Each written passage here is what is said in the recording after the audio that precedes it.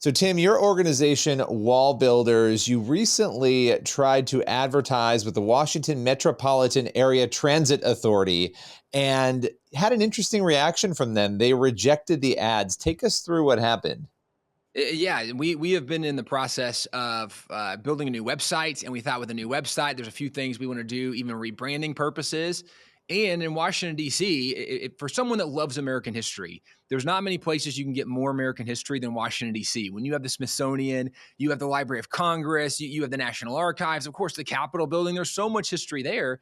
And we thought we would love to be able to advertise in a place where people, school groups, right, Americans from all over the United States are going to learn and experience, to see some of American history. We thought we would love, while they're there, maybe to have them learn some more of the truth of America's history, which we try to highlight at WallBuilders. And so we thought, let's take out an advertisement and let's see if we can get, especially once we have a new website, we're super excited about this. It's going to be so user friendly and great for people to navigate. Let's take out some ads and see if we can drive people to the website and increase kind of the public knowledge and perception of WallBuilders. And we worked with an agency in DC. As we were working with that agency, they came back to us. And the ads were very simple. We chose two pretty iconic images. We chose George Washington kneeling in the snow praying, which was a depiction done from a story that had come out after the winter of Valley Forge. But also we picked the painting of the founding fathers at the Constitutional Convention, where, again, George Washington, very prominent. He's the president of that convention. And then we just superimposed over that image the word Christian with a question mark. We had a QR code that was kind of a link directly to our website, but specifically to an article that addressed kind of this question. Were the founding fathers Christians? What do we know? What don't we know? Let's let the founding fathers speak for themselves. And so then we have just dozens upon dozens of quotes from founding fathers talking about their faith in various ways. And we encourage people to do a deeper dive, go and study the history for yourself. And so really all we were doing was introducing people to the founding fathers through their own writings. We got word back to the ad agency that the DC, I guess it's WMATA, it's kind of the organization over that, but they came back and said that the ad was not acceptable, that it didn't kind of pass their code and their standard. And at this point, we start working with First Liberty and saying, okay, guys, what in the world can we do? Because in their standards, they had things like they would not do any advertisement if it was controversial, if it was political or religious. And all of those are such arbitrary standards based on some of the advertisements they have run, and then certainly other things they're doing. So it was a very subjective, arbitrary standard, and it really seemed like we were being targeted. And to further kind of our theory that we were being targeted is one of the things that First Liberty advised us to do is maybe just take off the word Christian and see if they'd be willing to run just the picture of George Washington, just the picture from the Constitutional Convention with a little QR code to the website. And the ad agency came back and said that was still unacceptable for the individuals choosing this in DC because it still violated their standards. And at this point, this is when we had to have First Liberty step in and really help us, because there's no doubt when you have such an arbitrary subjective standard that whoever's the one choosing can choose what they like and what they don't like. And that's exactly what happened. We were targeted. And so First Liberty has now stepped in to help represent and defend us. So, Jeremy, I want to come to you on this for a moment, but I want to read this before I do. The idea that advertisements were being precluded if they, quote, intended to influence members of the public regarding an issue on which there are varying opinions. I don't know that there's an issue that exists on the face of the earth that doesn't have varying opinions. Jeremy, first, what was your reaction to this when this first came to you? Well, this has been an issue that has needed to be addressed in Washington, D.C. for some time. In fact, there's a circuit split on this very issue, meaning that various courts throughout the country have taken different opinions on what is allowed and not allowed when it comes to guidelines by these public agencies that govern their advertisements. And you just quoted one of the most problematic, that you can't have issue ads that the public has varying public opinions about. You're right.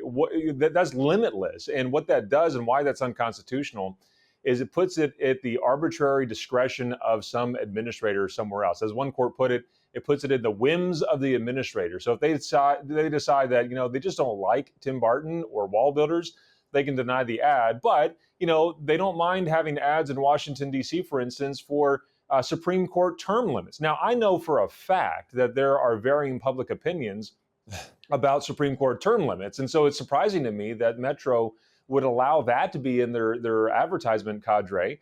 By the way, there's also advertisements for Plan B, the contraceptive. Pretty sure there are varying public opinions about that. Gambling, alcohol, social justice, schools, even advertisements for the play The Book of Mormon, which, again, it's a satire show aimed at lampooning religion. I'm going to guess there are varying public opinions about that all across the country, and especially in Washington, D.C. But as if that's not enough, that's just one guideline that's a problem. There's another one there that we didn't even get to in terms of them telling us that it didn't violate their guidelines or not. But that's one that says you can't have anything religious. Well, look, we think that is unconstitutional on its face and have challenged that provision as well. So we fully expect this case to go up at least above the district court to the circuit court of D.C. and potentially have to have the justices of the Supreme Court weigh in on this again, because there's no certainty around the country. And all these metropolitan areas have various provisions just like this one that are having a negative effect upon churches, upon feeding agencies, anybody that's coming from a religious perspective, putting the hand in the hands of these administrators, these broad and very arbitrary standards to be able to eliminate speech on the sides of their buses or metro rail stations. Yeah, I mean, it's really interesting because even the Book of Mormon, some might argue that obviously that's religious in some sense, whether it's supporting or lampooning, it's still a religious theme, right? So it's interesting, who's making that decision. It seems to cross into a lot of different troubling areas.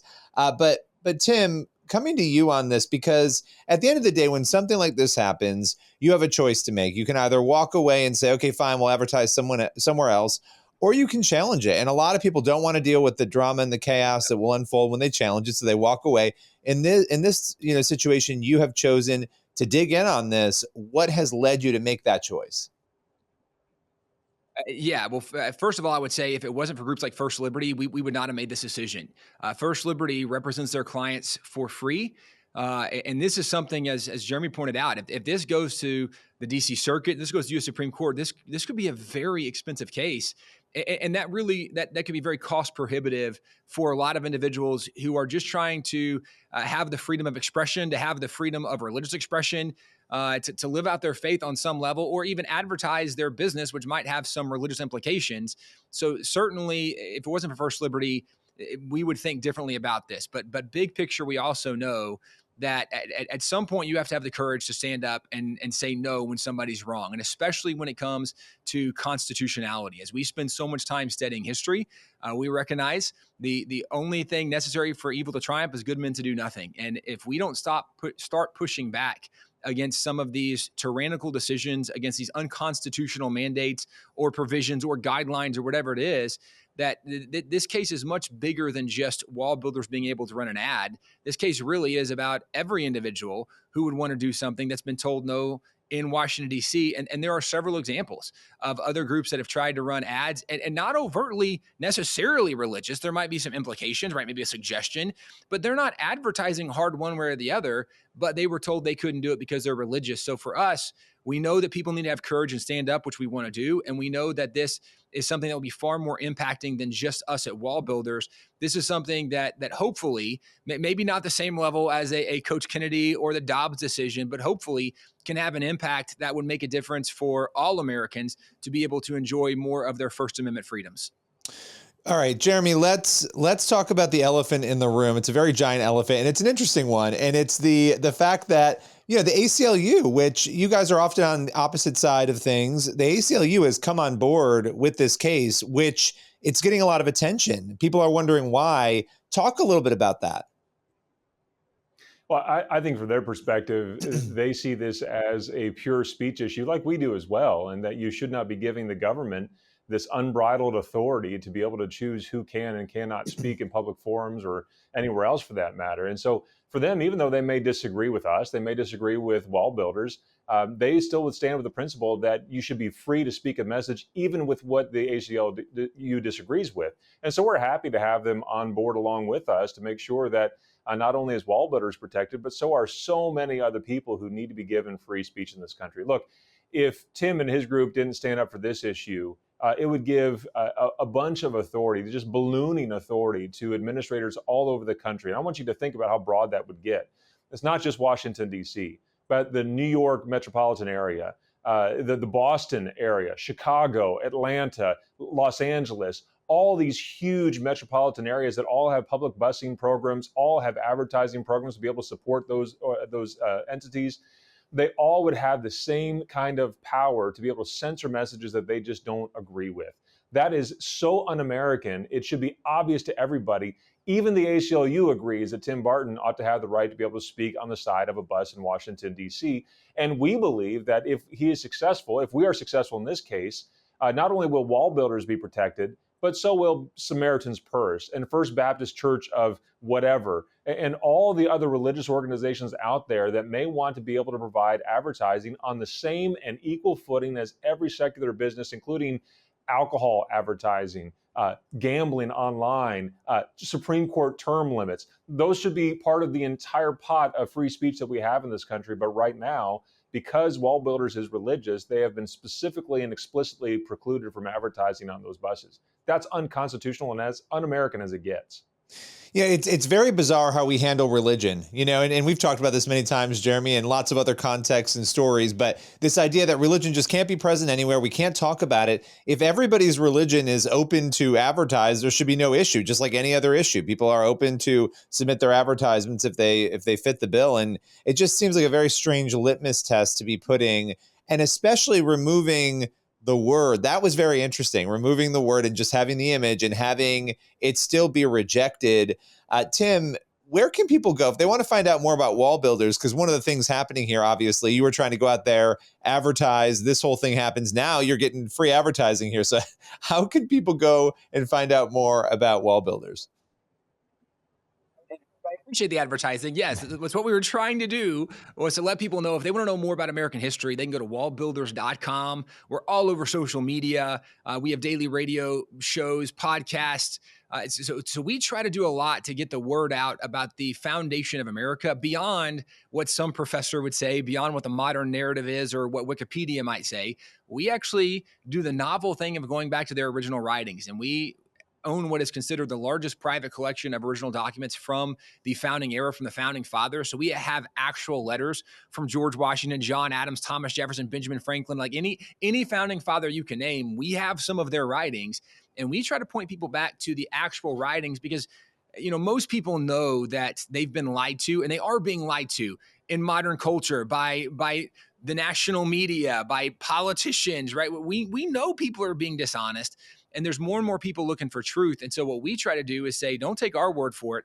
Let us show you from their actual writings what they actually said, what they actually believed, and maybe even some of who they were and what they did, to give us a different but more accurate impression of the founding fathers. And so wallbuilders.com is the place to go if people want to find out about more of the foundation of America. Well, I appreciate you both coming on, breaking this down. We'll continue to follow this story as it unfolds. Thanks again.